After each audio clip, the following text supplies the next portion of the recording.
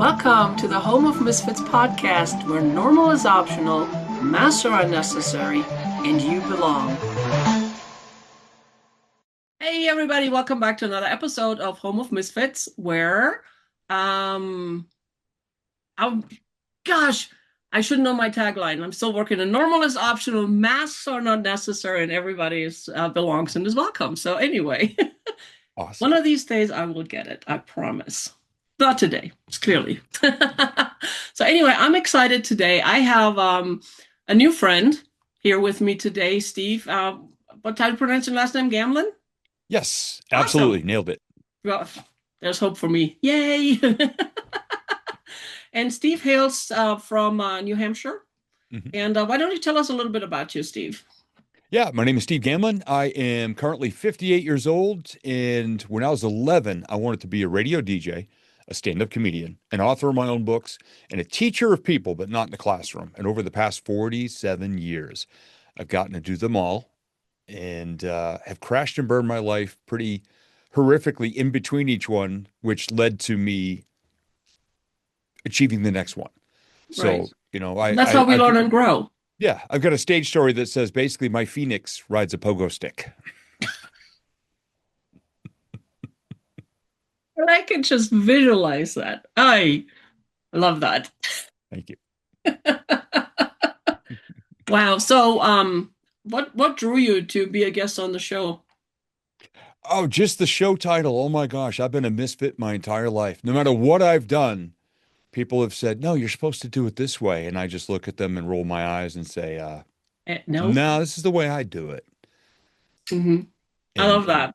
here we are. I mean, some people tell me as a speaker, Steve, you need to wear a suit. You need to be, portray this level of professionalism. I wear t-shirts that say "Got Vision" because that's Perfect. that's my lane. That's what I teach. So I'm Right. gonna stick with it. I got like five of these now. I used to just have one, but my wife would complain about it when it When they needed to start be. standing by themselves. Yeah, I used to keep one in my studio under the hot lights for a while, and she came down to the studio one time. She goes, "Oh, honey, Oops. that's got to go in the laundry." So now I have five.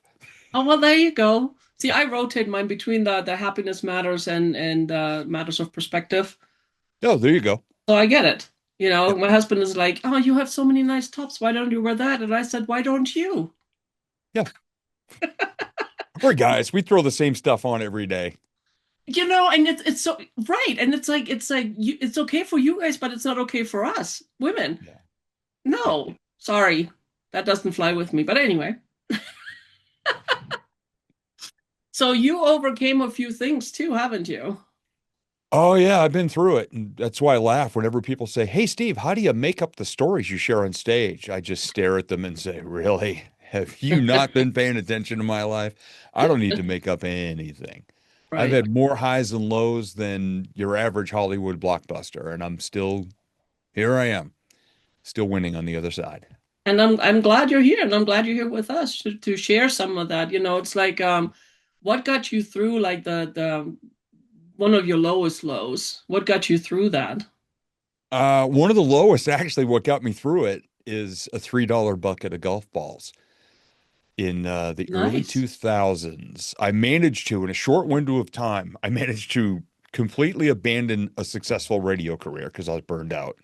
My first marriage fell apart because we weren't communicating and we were just frustrated with each other. I was not sleeping well. I had a DJ business on the side, so I was working really 6, 7 days a week, and I was just Mhm. exhausted. And I bailed on everything. Radio career gone, first marriage gone. I was tens of thousands of dollars in debt at age 35, had to crawl home and live with family. Well, And my self-talk at the time was brutal.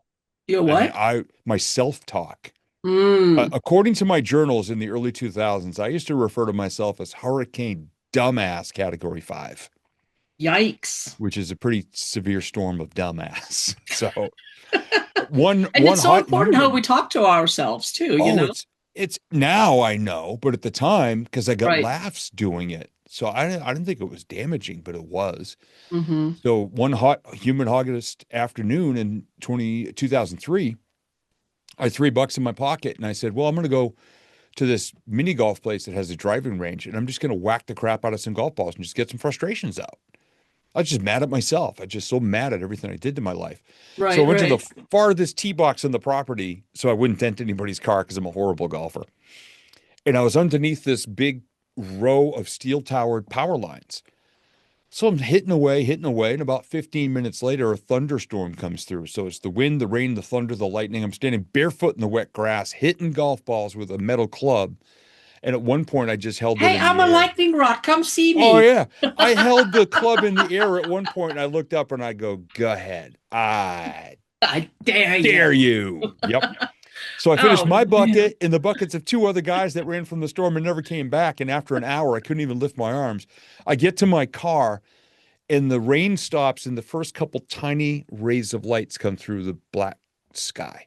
Oh, wow. And I just thought that was funny. Like I wasn't mad at God. Some people think, I was daring God to hit me. I'm like, no, I was daring the storm. Right. And the next day I was on a phone call with a brand new life coach. And he asked, how was your week? And I told him the story of that. I said, listen to what this dumbass did yesterday. And I'm telling him, and I'm making it as funny as I could, but really brutally self-deprecating. And when he stopped laughing, he said, I got two questions for you. Are you this open and honest about your life with everybody? And I said, yeah.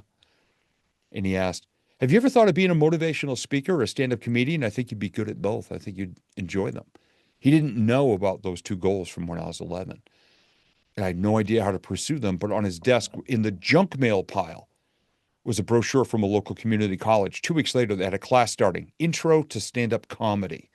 Of course I did, because that's how it works. Exactly. So I went to that, and a week later, my first Toastmasters meeting. And within a year, I was getting paid to speak, not much, and do comedy, even less than not much. But right time, right place, right message, right open mind, right Mhm. vision, and here we are. But here's the thing. I mean, even though it didn't pay you monetary, to live on, what did it do for you on an emotional level, on that whole other side that's like anything but money? I loved it.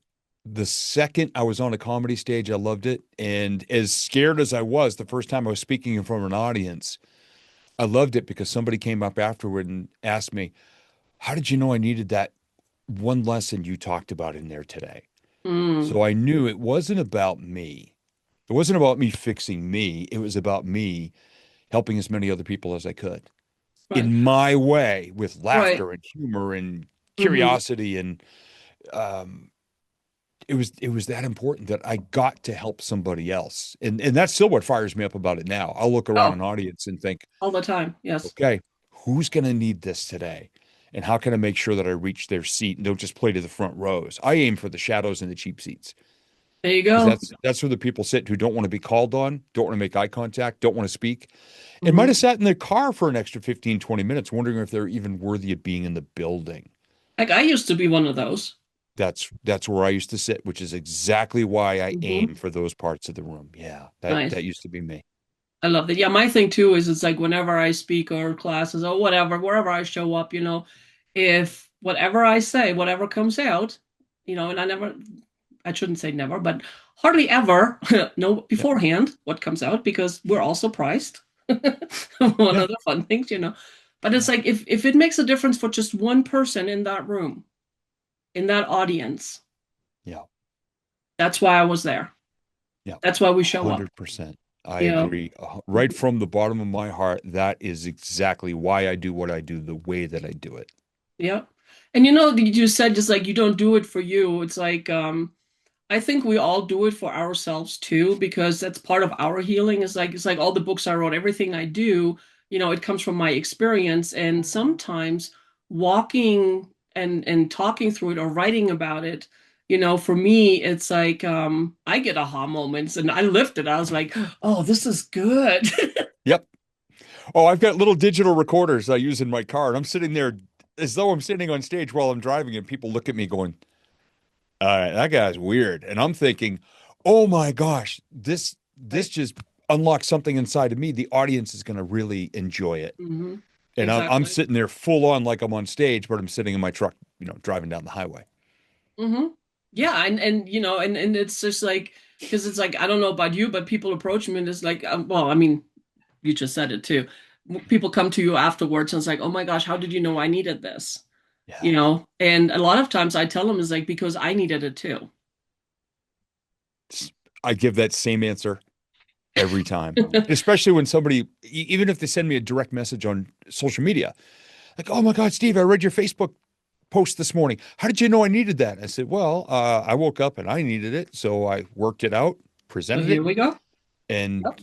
I'm honored that you reached out and said it impacted you because you know what that means? There's more people out there like us. Mm-hmm. So thank you for Exactly. that gift No, of letting me that's know awesome. it resonated. Yeah. For like you guys listening or watching this, it's like when something resonates with you, please reach out to the people that put it out there. Yeah. Because it's like it's just as important as for you to read that message as it is for us to see it's like, oh, people are getting it, people need this for us to help us keep going too. I mean, I know it's for me, because it's like if we never get any feedback and we just put it out into the ether and it's like, okay, why am I doing this? I know Yeah. it's helping me, but if we never get feedback in any form, and it's like at some point we stop doing that. Hmm. Think about that. Yeah. So it's like even if you just give like a thumbs up, love it, a short comment, send a message or something, it's so important for us, the creators, even though we're doing it for us, but we're doing it as much for us as we're doing it for you. Yeah. So reach out. Let people know. It's like, oh my gosh, this is really good. I needed this. Anyway, so you said you were drawn to this space because it's real, not a highlight reel. What does Yeah. real mean to you right now in your life? Oh, perfectly imperfect. And just I love just it. dealing with the world as it shows up every day. And I've just always been that way. I come from a blue collar background, and that's why when I talk about between visualization and law of attraction manifestation, people go, "Whoa, whoa, whoa, that's a little too woo woo for me." And I go, "Well, yeah, that's what I used to think too." So my style has been referred to, and this is my favorite way that somebody ever called it. Steve's style is blue collar woo, Oh, I love that. meaning I'll explain how the tools work. I'll hand them to you. I'll roll up my sleeves with you and get down in the mud and I'll show you how it works. Not like this whole ethereal, mythical thing that some Do as people I do, not say, as I say. I mean, do as I say, not yeah, as I do. Yeah. yeah. And people just say, oh, just believe. And if you can dream it, you can do it and all that. I'm like, oh, yeah, it's cool on a bumper sticker, but But there's more to it. there's so much more to I it. And know. then you get the other people who they're Powerball gets up to almost $1 billion and they're sitting on their couch with their hands on the sides of their face. And I'll ask, what are you doing? I'm manifesting. I'm manifesting. I'm manifesting. Like, did you How's buy a that working ticket? out for you? Yeah. Did you buy a ticket? No, I'm manifesting. I'm like, well, your butt cheeks and your couch cushions need to get divorced because there's a whole action thing involved in there. The What? law of What? attraction You is mean I great. have to do something to get what I want? What? Unbelievable. I I know. know. It's like, oh, It's true. That's one of my favorite memes. Actually, just about an hour and a half ago, I was talking to a friend of mine who's coming back from surgery and an illness, and she's a power lifter. hmm. And she said, I keep thinking that, that 300 pounds again, 300 pounds again, 300 pounds that I'll be able to lift. I go, but you are at the gym working with lower weight, working your way up. She goes, oh yeah, I'm not one of those people who just thinks, I can think it and then go to the gym and be able to press or lift 300 pounds. You got to be part of the thing. You Right. got to meet the law of attraction halfway. It's not just going to knock on your door with a big lottery check. You got to at But least get in but the that's game. not what everybody tells us. I'm just Well, kidding. that's why we're here. I know, right? I We love make it. following people like that on stage. Sometimes we're from at an event with multiple speakers, and I hear somebody spewing the big "ooh" stuff, and I'm backstage going, "Dear God, I know I'm not next, but could you give the next person just even the mildest like stomach not feeling well?" So they come to me and go, "Hey, Steve, can you go on next?" Yes. Just give them a little bit of intestinal I discomfort. I'll know, be right? happy to swap spots with them. Yeah. And Yeah. then I go up and I just here's how it really works. Based on what's worked for me. I say Right. that all the time. Based on what has worked for me. I'm not Hmm. saying I have the answer. I'm saying I have an answer that has taken my life from garbage to glory. Right. So that and I took a lot of notes along the way.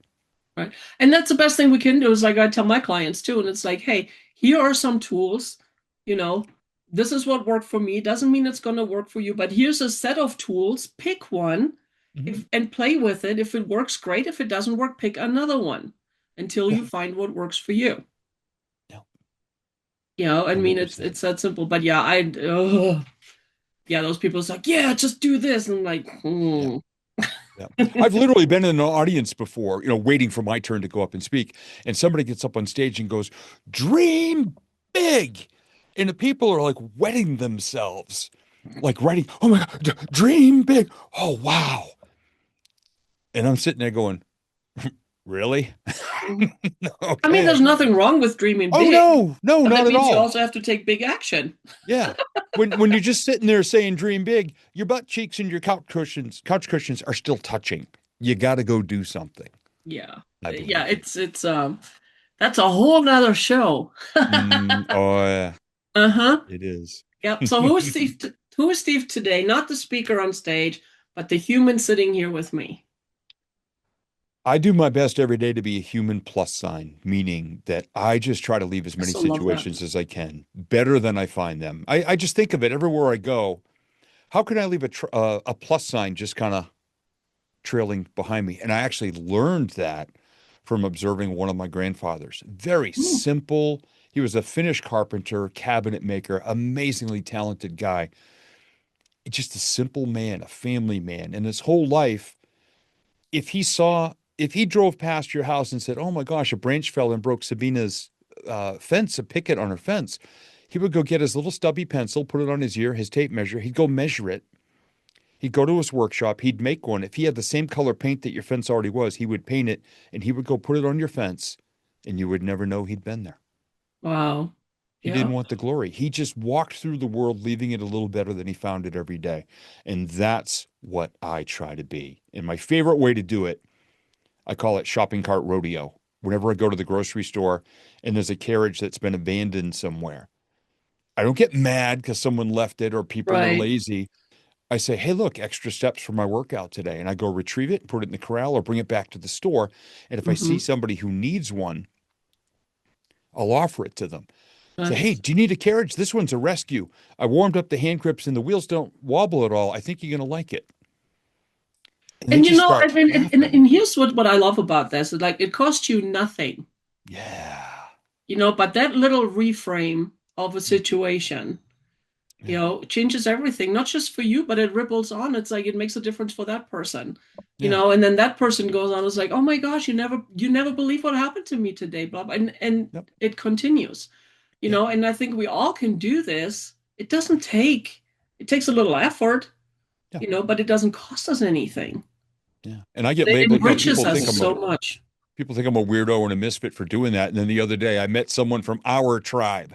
Ah, It was a like, easily, probably I'd say about come on. 80-year-old Work. gentleman was there with his wife at the grocery store. And I gave that whole spiel to him for the cart. And he takes it and he goes, I'll tell you what, when I'm out of here, I'll give you a rating. I predict 4 stars.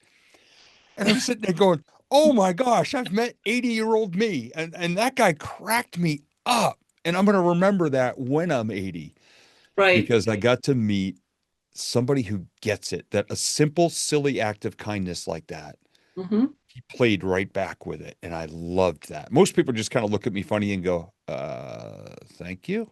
And they just wander off. This guy Right. played right into it and it was beautiful. Love that. And it happens, and I found out the more I do this, also stuff like that, the more because it's a pattern interrupt with people. At Yes. first they kind of like, what the heck just happened? And then, but it gives them permission at the same time, to step out of that blah, whatever thing they're in, and Yeah. really tap into their plus sign. Let's call it the plus sign. It allows them, it gives them permission to tap into their plus. Yeah. So I feel I love that. I like it. I like it a lot. So I have a little questionnaire when people fill out, to book my to be on the show here. I have some questions, and I know you went through a lot of grief, fairly recent, you know. And what has grief actually taught you that you didn't expect? Grief made me realize how much stronger I was than I ever thought I could be Mm-hmm. because of the love that I shared with my wife, Tina, who at the time of this broadcast, about 16 months ago, suddenly and unexpectedly, she was the organized one. And I was just the, flying by the seat of my pants with my hair on fire, enjoying life every day, being a plus sign, didn't know where all the paperwork for the house was. I kind of had an idea, but we were just this amazing team of people. And all of a sudden, 3,000 miles from home, we had just arrived in England and she had a heart event and she passed away. Oh, wow. And I all of a can't even. sudden, I had to be the responsible one. Mm. And my sister, who is one of those very organized, responsible people, flew over. We were in England when it happened. She flew over 5 days later and she tells me now, she said, I've never seen you as organized, as confident, as on top of things, and just in control as I saw you during those 2.5 weeks you were stuck in England trying to get Tina's body home and yourself home. Mm-hmm. So Wow. that's Right. what I realized through my grief is that when I had to be, I could be organized and Mm-hmm. be on top of things and take care of all the tasks and Right. literally hundreds of hours of phone calls and paperwork over the first 4 months after Tina died. Wow. I can't even fathom. It's like, yeah, my husband and I, we laugh because I always say it's like we teamwork. I team, he works. The last conversation Tina and I had, she said, we're a team Hmm. and we both contribute to everything. I was kind of down about something and she picked me right back up. And then she got vulnerable and authentic with me. This is literally 12 hours before she passed. We had one of the Wow. deepest, I mean, we were one of those 1 in a million couples. Our whole story got me invited to Oprah's radio network back in Nice. 2010, 11 on 4 call-in shows Oh, talking about wow. soulmates, law of attraction. So, I mean, ours was an incredible story. And Okay, she got so because super now we're vulnerable. all curious, Yeah. finish your thought and then give us the Yeah. snapshot version. Yeah. We were just both so vulnerable with each other, like we always were, but it was just so amazing that it was 12 hours before she passed. That was our Hmm. last big conversation.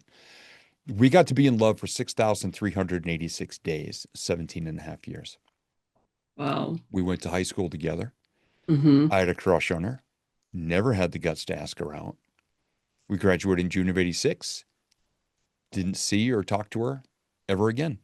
So I went off, had my life, my radio career, my first marriage, everything fell apart. And I put it back together in the early 2000s, became a speaker, started with visualization, created all my own learning programs and everything. And in early 2007, I made that year's vision board. And I said to myself, this is the year that I'm going to find her, whoever she may be. Had Mm. pictures of couples, standing at the railing of a ship at sunset, walking hand in hand on a beach, cooking a meal together in the kitchen and laughing because I'm a hopeless, helpless romantic. And that's what I wanted to create. And in early June of '07, I wrote in my journal, I am ready to fall in love. And on June 16th, I got an email that I almost deleted because I thought it was spam from someone named Tina. And I opened it up and realized it was from Tina from high school, who I hadn't seen or spoken to in 21 years. Hey, I saw your name online. I live in Florida now. We should keep in touch. So And I the rest tried is to, history, right? yeah, I tried to do, the digging. She had no social media footprint. And even if I Googled her all day long, there was not a picture of her to be found. Mm. So for a month, phone calls, emails, and texting. She would not Nice. send me a picture. I started to remember the feelings I had for her. And on July 21st, she sent me a text and said, can I tell you something if you promise not to freak out? And I said, sure. She had a crush on me in high school, never said a word. And she said, I love you. Oh, wow. Whew. And I answered I it have right chills. back. And so we got to Mm. enjoy 17 and a half years, head over heels in love. And she still shows me signs that she's here. Matter of fact, yesterday morning, came downstairs, fed the cat, looked out the kitchen window to the backyard, and I said, hey, baby, when are you going to send me some cardinals? I haven't seen any yet this year. And poof, there they are. 20 seconds later, on the stone wall in the back of the house, staring right at the window is the male, the brighter of the two, and the female was down in the grass looking for birdseed. 20 Yep, seconds. that's how it works. She's here. She shows me all the time that she's Oh, I still love here. that for you. Yeah. That ooh, I have like the stuff like that gives me good chills. I was like, whew, Yeah. I get chills. I She used love to that. always ask, "Aren't you sick of telling our story yet?" I said, "Babe, I've never actually told it. I've relived it a few hundred times, but I've never just told it Right. because No, I I, feel I it." and I get it. It's like my Yeah. husband and I, we've been married like what, 30, I don't math, 37 years now? Yeah. Whatever, 30 some Mhm. years, and we met the old-fashioned way, drunk in a bar in Germany. I know just enough German to be in a bar. Ich will ein Bier bitte und wo ist die Badezimmer? Oh my gosh. He I'd was like a stationed beer in and where's your bathroom? pretty much, yeah. He was stationed in my hometown. So, and yeah, and here we are, you know. Yeah. But no, I totally get that. Love that. Next question. You've left multiple versions of yourself, lost, searching, speaking, grieving. Which version felt the most true for you? Speaking really does because it lets me take all these parts of me that I love so much, put them in a blender, and it all comes out, whether it be compassion, empathy, humor, Mm, kindness. My family and I have a small nonprofit, so we're huge. We each have to commit at least one act of kindness a day. So I get to put all that in a blender when I'm on stage. Now, I don't care if there's 1,000 people in a room or in an audience, or if there's two people in a small conference room. You get the same version of me, no matter what. And that's where I have the most fun because I get to see the impact on people's lives. I love that. So, nonprofit, you speak my language because I have one too. What do Oh, you got? nice. All right. What do you guys do? I mean, I just started mine last year, so Yeah. I'm still Yeah. in the baby thing. But tell me about yours. About, oh, now, gosh, almost 14 years ago, I used to, whenever I got paid to speak, I would take 10%. I would write a check back in the days when we actually wrote checks to a Right. local nonprofit. I would even ask my speaking clients, "Hey, who do you like in town?" And they would say it, and I would write the check and give it to them and say, "Hey, go give this to the nonprofit. Congratulations, you just learned how simple it is to be kind." I love that. I started to get into events where it wasn't just one company from one town, so it was a little tougher to do that. So I told my family, "Hey, let's start getting more involved." And we started to do simple acts of kindness. We used to make bag lunches for a place that helped homeless veterans. Hmm. And then somebody said, "Well, Steve, someday you could make it a nonprofit, but you got to give it a name." I said, "I don't know what to call it." And they said, "Well, what's your goal in life?" I said, "To be a beach bum." Because I I just love learned how to surf at the time. it. And I'm Right? just I'm just so laid back in life. So we named it Beach Bum Philanthropy. Oh, I love And that. a little over 5 years ago, it became an official 501(c)(3). Nice. So I love that. yeah, Ah, we love doing the little simple stuff, especially, making food. We've earned the trust of about 4 or 5 shelters that help the homeless and in need, and they hmm. allow us to cook meals Oh, for nice. them, which is brings us so much joy, and just we respect the trust that it takes, and we're so just committed to bringing laughter through food and just Mm, helping to heal hearts even a little bit. right. That is so my love language. Yeah, yeah, Oh my gosh. Whew. I love that. It's like coming back down. yeah. It feels amazing to do that. And one thing we never do is we don't take selfies going, "Hey, look at me, I'm helping a homeless person." I know. It Look how it great I am. oh, Yeah. that rubs me the wrong way Hmm. so much. Oh yeah. And You it's so sneak in and funny. out. Yeah. It's like that's not why we're doing this. I remember when we have stuff to donate, my husband is like, do you want me to get a receipt? I said, no, it's a donation Yeah. to me. It's like either I donate it or I get something from it. Or to me, it's like, no, it's a Yeah. donation. Give it to them. No strings attached. I don't want anything. This is done. Yeah. And he's at the point now where he goes like, he's so funny. The other day he goes like, so I took that over to, we have a local place here. Yeah. And he goes like, I took it over there and I got a receipt and I looked at him and he goes like, and we don't need it. And he crumbled it up in front of me and he threw it away. Perfect. I tell people, here's how I look at kindness. It's kind of like when you see kids, they'll run up and put a flaming bag of dog poop on somebody's porch and they run away so they don't get caught. As we many ways we try to take the same approach to kindness. We sneak in, do an act of kindness, and whenever possible, the people have no idea that it was us that did it. Hmm. It's I like we're love that. getting away with something, but in a good way. And I Hmm. love that. I love the feeling of it because I'm not there for a spotlight. We've been Right. given awards as volunteers of the year at several different places, and Yeah. they'll say, "We need you to come accept the award." I'm like, "Can you just Mm, mail it?" I don't want to be up in front of a crowd of people getting praised for this. And then they said it differently one time. They said, "But Steve, when we tell other people what you do and the very simple things you do, you everybody can can do help it. them to understand that they can do it too." I Hmm. thought, No, okay. I love that. I remember, so my husband is retired military, Hmm. and I was really engaged in the military community back in Germany and then here and, whatever. And they always hounded me, the volunteer coordinators, for the post or whatever. They're like, we need your hours. And I'm like, okay. I never submitted my hours. Yeah.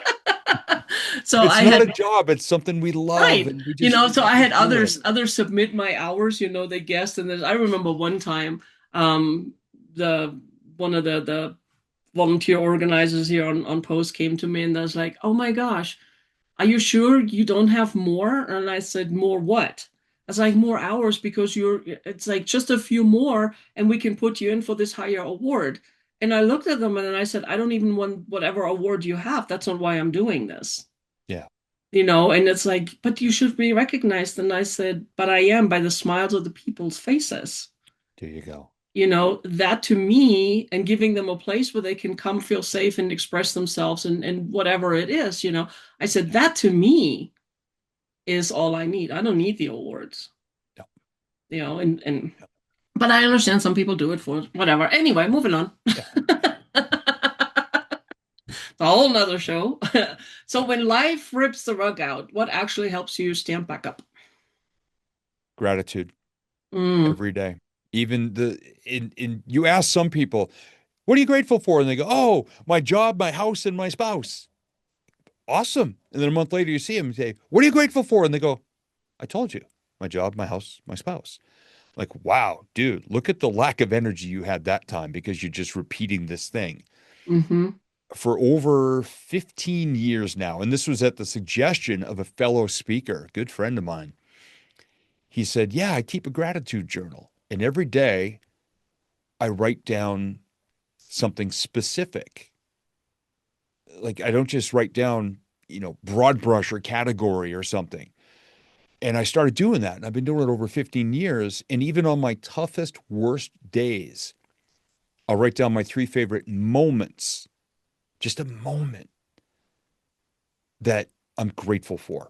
Mm-hmm. And of course, I get asked, "Well, Steve, the morning Tina passed away, she literally died in my arms. I found her in a hotel room when I came back up from the gym. Oh, wow. Here's Mm-hmm. what I'm grateful for. She still had a pulse. And I pray that she could hear me saying," and I was working with a hotel employee with medical training. We were trying to resuscitate her while the EMTs were coming. And she died right there in our room in my arms. Mm-hmm. But I'm grateful that she had a pulse when I found her so that I hope she could hear me and that she knew she wasn't all alone and how much I love Right. her. Mm-hmm. So I'm grateful for that. And And it's there's things like that every so day. much we can be grateful for. Oh yeah. Even the Yeah. things that are not that great, No. and as I tell people, it's like, then be grateful for the lesson because there was something here you're supposed to learn. And here's the thing, if you're ignoring it, it will come back even harder. Yeah. Because, and the way I do it is like I usually use like my phone. It's like, hey, look, here's a lesson you wanted. And it's like, yeah, no, so, and it goes away and then it comes back. It's like, look, I'm back and I brought a friend. Yeah. Right. It just comes back and smacks you like, "Hey, you want to learn it now? You want to learn Right? it now? You And want to every learn it time now?" it's like it smacks you harder and it smacks you more, and it's like Yeah. until you have no choice. So Yeah. the sooner you understand, it's like sometimes it's just a lesson. Yeah. And sometimes it's a lesson in what not to do. Yes. Yeah. So there's so much to be grateful for. Yeah. every day. Every day. You woke up this morning. That's a Hmm. start. Be grateful Yeah. for that. I Yeah. love that. Yeah. Ah, you so speak my language. You're my people. I like Yeah. it. Well, then there's two of us misfits hanging out. So you know what that means? We're the cool ones. That's right. I've literally been in like a Panera, a Panera bread Hmm. with a couple of friends who are do what I do and have very similar energy. And there was one time we were in there and we were just elevating and elevating and elevating. Somebody that knew one of the women who was there at the table walked past and said, I don't know what you all are talking about over here. And I don't know three of you. I just know this one person. But let me just tell you, your energy is impacting this entire place. I was way over there and I had to come over here. Because energy, I mean, oh my gosh, and it ripples out. Yeah. And but it's not just the positive energy, the negative energy too. So it's Oh, like, yeah. and it's like we've all heard like misery loves company, but misery and being miserable is such a low vibration. Do you want to hang out there? You want to rather hang out over here where happy and the good stuff is. It's like I'd rather hang out up here Yeah. because we like company up there too. Yeah. And misery is like a magnet. Jack Canfield has a really great explanation of it. He calls it the Ain't It Awful Club. Oh, okay. Friends get together at the bar. One guy goes, how's it going? He goes, oh, my day was horrible. The boss Mm, yelled at me and whatever, whatever. And somebody else walks up and goes, you think you got it bad? My day. And and they try to outdo each other in a bad way. It's like a toilet literally flushing itself. right. And he calls it the Ain't It Awful Club. And Mm. I do my best once I hear people starting to talk like that, I just steer clear. Good. Well, I mean, the thing is, it takes just as much effort to go the other way, to Yeah. go up, Yeah. as it does to go down. Yeah. But the outcome is so different. The energy is so different. The way you feel is so different, Yeah. And it's like, so there's an author, Mindy Odlin. She wrote a book called What If Up? Mm. Very cool. I freaking Yeah. love Mindy, but it's like instead of doing the what if down, Hmm. you do the what if up. Yeah. Same thing, Yeah. so, but yeah, it's like, woo. Anyway, let's see. I have questions. I'm looking over here, because Mhm. I have questions because, misfit. People ask me that sometimes they go, do you remember everything? I go, no, I got all my notes on the wall right behind the camera. I barely have to move. Right? Well, Yep. and the way my setup is like my screen is over here, my camera is over here, so it's like, Yeah. it's all good. No worries. So you use humor as a coping mechanism. When did you realize laughter wasn't just entertainment, it was survival? That's a good one. Oh, from my dad when I was a kid and growing up. My dad was a funny guy. And God, anytime we did so many carpentry projects together, worked in the yard together. We were best friends. Mm-hmm. And we were always laughing. Even if we're telling the same stories over and over and over to a new person, or even people we told them with 1,000 times, it didn't matter. Mm-hmm. Laughter was part of everything. And laughter So is so good. yeah, and it's infectious. It is. You see And these they say social laughter is the best experiments. medicine. Yeah, you see sometimes they'll do a video on a subway and everybody's busy on their phone or reading a book or something, and then one person starts to laugh a little and then louder and louder, and they're out of control laughing till they get tears coming down, and the whole rest of the subway car, train car, is impacted with it by it in a positive way. And sometimes they're Mhm. laughing, they have no idea what they're laughing about, but I it love is that. so infectious and it just Mhm. it just lifts your soul. I love finding humor in everywhere I go. Oh, I and love to find sometimes things humor. are so messed up, all you can do is laugh. Yeah. Oh yeah. But sometimes it just takes looking at something a different way to get the Hmm. laughter. And my favorite example of this ever, back up at my dad's house, he had a Springer Spaniel years ago. Hmm. And I let the dog out to go out in the dog pen, do his business. And I looked out one of the living room windows to see if he had done it. And I looked down, he had pooped a smiley face. Two eyes, a nose, and a couple of them that made a smiley face. And I went outside around the back and I looked at it from a different angle and you couldn't see it that way. But when you looked at it from that living room window, Right? He pooped a smiley face, and I took a picture of it. I'm like, just in case the dog goes out and like, walks through it and wrecks it or something. I Right. took a picture. It's somewhere in a hard drive. I've got to find it again That's funny. because, Yeah. And it's like perspectives. I mean, it all depends on how you look at yeah, life. yeah, That matters of perspective. I love that. yeah, One last question. sure. What's one small plus sign action someone can take before this day ends? Hold the door for somebody. Mm.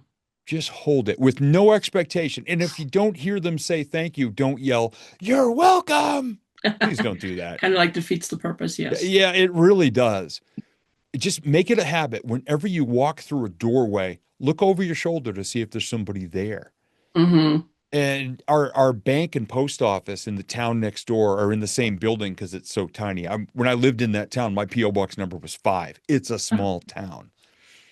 They've got a 35-foot sidewalk out front and 2 sets of doors because the ATM is in the lobby in the first set. Mm-hmm. Every time I go there, I pull open the door, I look over my shoulder, even if somebody's 30 feet away. I'll stand there and I'll stand there looking official like I'm, a door, Right. what do they call it? And they go, Gatekeeper. yeah, yeah. And sometimes they do that, that fast jog, like, 80-year-old man doing the 80-year-old man jog up the thing. And I said, sir, there's no rush. First off, I'm self-employed. There's nobody yelling for me to come back. And second, Right. I see your hat and thank you very much for your service. He was a World War II veteran. That's beautiful. I And he love it. said, Yeah. I When love when young people have manners. I said, young, how old do you think I am? He goes, younger than me, young fella, younger than good me. point. Good point. We're both laughing and smiling. And that was a bad day. And I was there because I was praying a check arrived to help me pay my bills and it hadn't. So I was not in a good mood Mm. until that moment.